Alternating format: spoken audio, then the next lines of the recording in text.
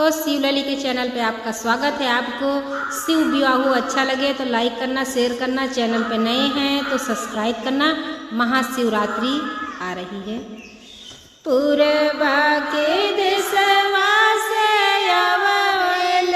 जोगिया यार बैठल आसन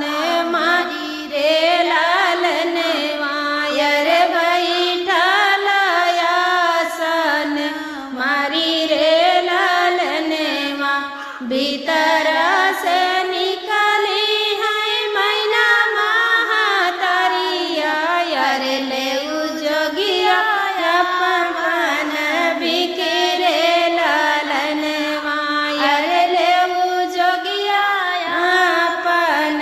बिखरे लालन वा बिखा नाही ले अबई उवारा नाही छोड़बई यार नहीं छोड़बई मैया मोहर रे लालन वा अरे नहीं छोड़बई मैया मोहर रे लालन वा तोहरे घर मैया गौरा रानिया वा अरे ओ नहीं से रचबई बिया रे लालन वा अरे ओ नहीं से रचबई बिया रे लालन वा गौरा लैके डूबई गौरा लैके डूबई अरे गौरा लैके कूदबई तालाब रे लालन वा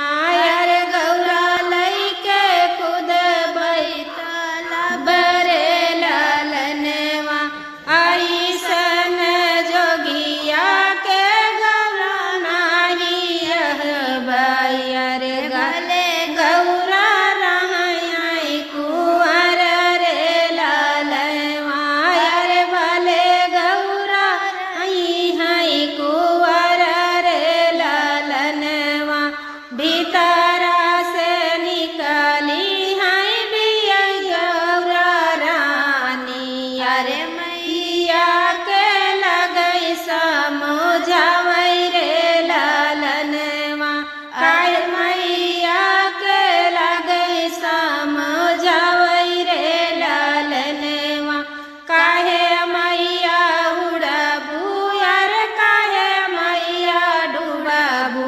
अरे काहे मैया कूदबू तालाब रे लालन वा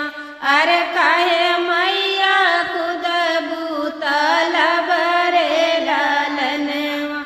हमारे करम मैया जोगिया लिखल बा अरे विधाना जे लिख है लीला रे लालन वा